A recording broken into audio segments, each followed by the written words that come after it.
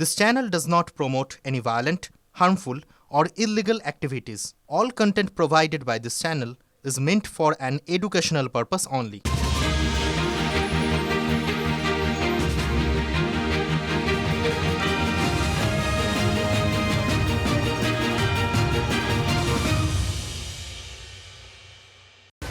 আমরা আছি বলে না আপনারা সবাই ভালো আছেন, আর যদি আমরা না থাকি কোনোদিন সেরকম আসে 1 সেকেন্ড লাগবে। একটা কমিউনিটি যখন জোট বাঁধে না, ঘিরে ফেললে 1 সেকেন্ডে দেবে একদম 12টা বাজিয়ে। এটা উনি মুসলমানদের বলছে। এই ধরনের সাম্প্রদায়িক উস্কানিমূলক কথাবার্তা এই মুখ্যমন্ত্রীর মুখেই সাজে। একটা কমিউনিটি যখন জোট বাঁধে না, ঘিরে ফেললে 1 সেকেন্ডে দেবে একদম 12টা বাজিয়ে। 30%-এর ভয় আমাদেরকে দেখাতে আসবে না।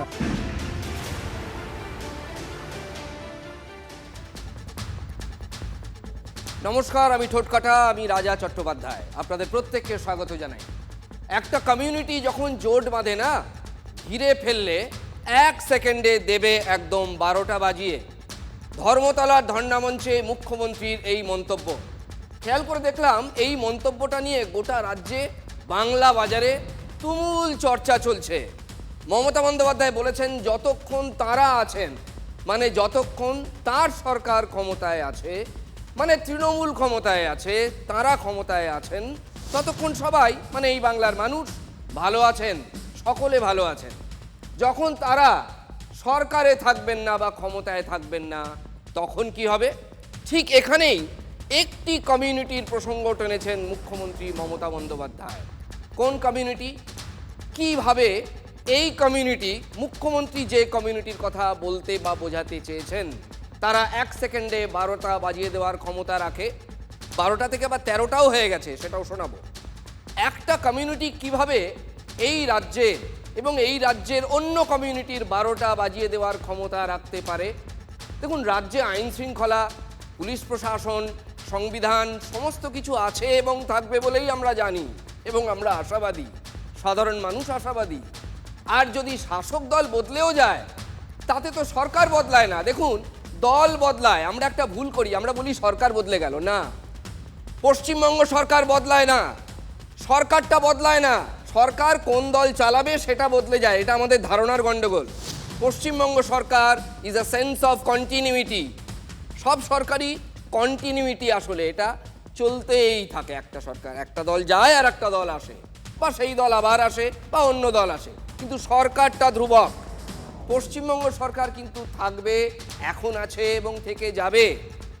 রাজ্য সরকার, রাজ্য প্রশাসন, প্রশাসনিক সিস্টেম সবটাই থাকবে, থেকে যাওয়ার কথা। আমরা তো তাই জানি, গণতন্ত্রপ্রেমী সাধারণ মানুষ তাই জানেন। তাহলে কোনো কমিউনিটির এত আস্পর্ধা বা এত উদ্ধত্ত হতে পারে কি করে যে একটা সরকার থাকতে ভুলে যান কোন দলের সরকার, অন্য কমিউনিটির বা এই রাজ্যটার কোনো ক্ষতি করতে পারে তারা?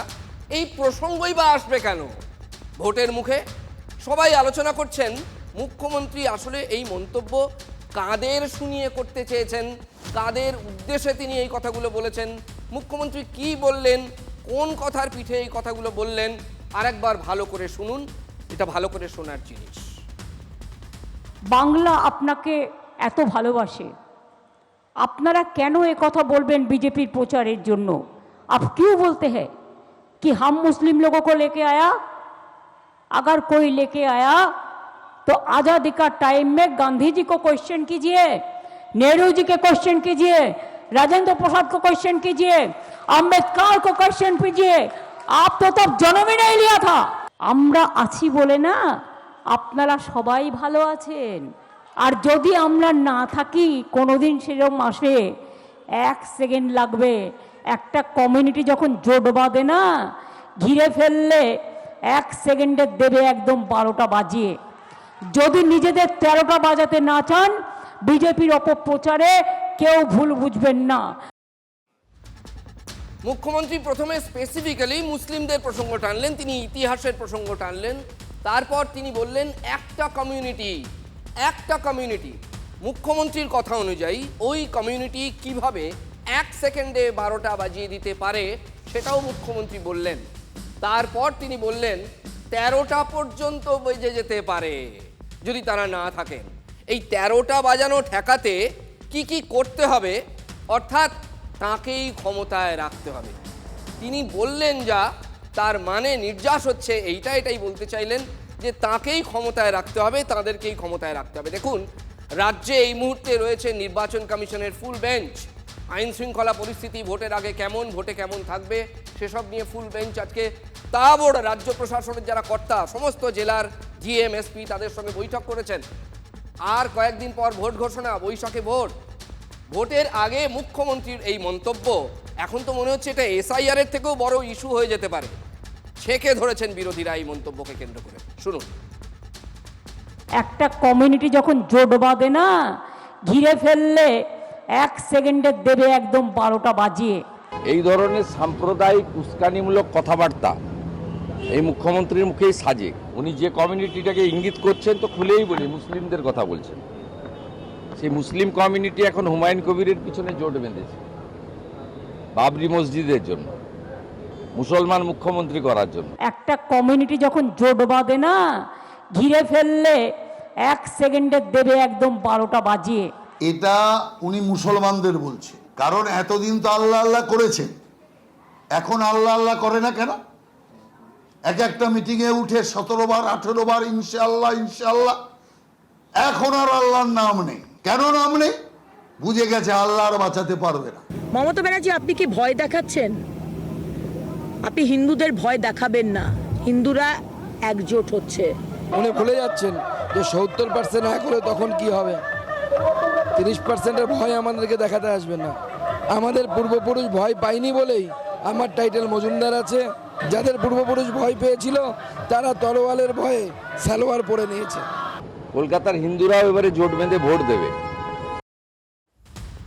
বিজেপি নেতৃত্ব কোনো রকম ঢাকঢাক গুড়গুড় করতে চাইছেন না। শুভেন্দু অধিকারী, রাহুল সিনহা তারা দাবি করছেন যে মুখ্যমন্ত্রী মুসলিমদের কথাই বলেছেন স্পেসিফিক্যালি, এটা বিজেপির দাবি। জানুয়ারির শেষেও 30% সম্প্রদায় একটি মন্তব্য এই সংক্রান্ত করেছিলেন মুখ্যমন্ত্রী, সেটা নিয়েও বাজারে বেশ আলোচনা হয়েছিল। তখন তিনি কি বলেছিলেন? তিনি বলেছিলেন আমাদের জিনা হারাম করে দিচ্ছে। শুনুন, আবার মনে করিয়ে দিই। कि अगर हमारा 30% कोई कम्युनिटी का आदमी हो, हम झगड़ा करेगा तो वो रोज रोड अवरोध करेगा, वो आपको कंपनी बंद कर देगा, हमारा जीने हराम कर देगा।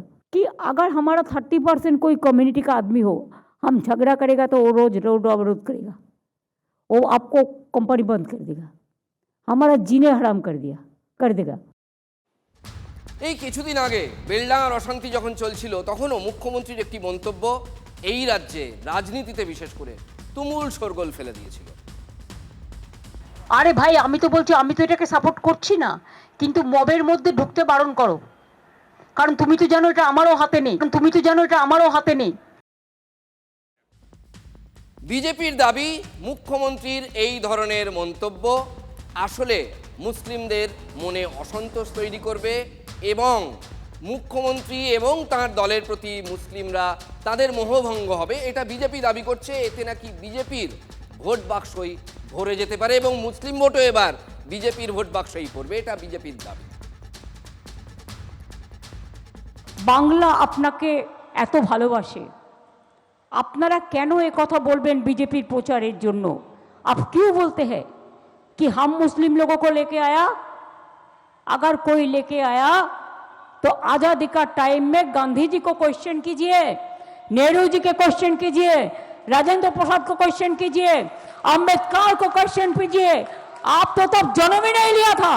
আমরা আছি বলে না আপনারা সবাই ভালো আছেন, আর যদি আমরা না থাকি কোনোদিন সেরকম আসে 1 সেকেন্ড লাগবে।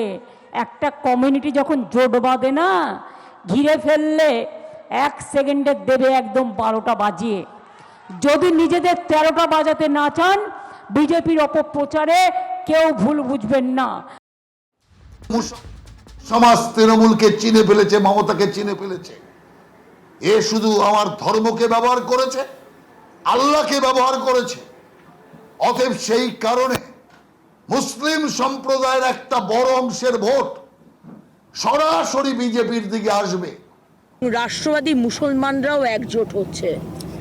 মুসলমানরা আপনাকে আর ভোট দেবে না, তারা বিভক্ত হচ্ছে, কারণ তারাও বুঝতে পারছে যে আপনি তাদেরকে শুধু ব্যবহার করে গেছেন। পরিবর্তন যাত্রায় বেরিয়ে এবার বুলডোজারে চাপলেন সুকান্ত মজুমদার, বিজেপির কেন্দ্রীয় প্রতিমন্ত্রী এবং তিনি রাজ্য বিজেপির প্রাক্তন সভাপতি। রাজ্যের মানুষ চাইছেন বুলডোজার সরকার, মন্তব্য করেছেন কেন্দ্রীয় শিক্ষা প্রতিমন্ত্রী সুকান্ত মজুমদার। বাঁকুড়ার রানীবাঁধ বিধানসভার সুপুর এলাকায় ছিল বিজেপির পরিবর্তন যাত্রা। সুকান্ত মজুমদারের নেতৃত্বে পরিবর্তন যাত্রায় অংশগ্রহণ করেন বিজেপির কর্মী সমর্থকরা। সেখানে আগে থেকেই রাখা ছিল একটা বুলডোজার। পরিবর্তন যাত্রায় গাড়িতে না উঠে বুলডোজারে চড়ে বসেন সুকান্ত মজুমদার। তাতে চেপেই বেশ কিছুটা পথ অতিক্রম করেন কেন্দ্রীয় শিক্ষা প্রতিমন্ত্রী। এখন আমাদের কর্মীদের আবদার, কর্মীরা যে গাড়ির ব্যবস্থা করতে পারবে আমাদের জন্য বুলডোজারের ব্যবস্থা করেছিল। আমরা বুলডোজারে চড়ে এসেছি। এখন গোটা দেশে বিশেষ করে উত্তরপ্রদেশের বুলডোজার নিয়ে তো আলোচনা হয়, যাদের ভাবার তারা ভেবে নিন কি ভাববে। কাকদ্বীপে বিজেপির পরিবর্তন যাত্রার জন্য তৈরি মঞ্চ খুলে দেওয়ার অভিযোগ এবং অবশ্যই তৃণমূল কর্মীদের বিরুদ্ধে অভিযোগ। তৃণমূলের বিরুদ্ধে অভিযোগ জানিয়েছেন বিজেপি কর্মীরা। এর প্রতিবাদে অবরোধ করতে গেলে পুলিশের সঙ্গে বচসা বেঁধে যায় পদ্ম শিবিরের কর্মীদের। ঘটনাকে কেন্দ্র করে উত্তেজনা ছড়ায় কাকদ্বীপ বাস স্ট্যান্ডে। ঘটনাস্থলে ছিলেন ত্রিপুরার প্রাক্তন মুখ্যমন্ত্রী বিপ্লব দেব। পরে পুলিশের আশ্বাসে পরিস্থিতি অনেকটাই স্বাভাবিক। এগুলো রাজনৈতিক মানুষের দ্বারা ঢুকছে। মানুষ তো আমাকে আটকায় না, মানুষ শুনতে চাইছে, আসতে চাইছে। মানুষ থেকে ভয় পেয়ে গেছে। আমি আসার আগে একটা ঝামেলা তৈরি করে এটা করে পালিয়ে গেছে। সামনে সভাটা কবে ছিল? ছটা, আজই ছটায় ছিল। দেখুন, যেটা হচ্ছে আমার সভা আমি করে নিয়েছি। আমি রাস্তার মানুষ, রাস্তায় লড়াই করতে জানি, কিন্তু যেটা করেছে তার প্রতিবাদ করবে পশ্চিমবঙ্গবাসী।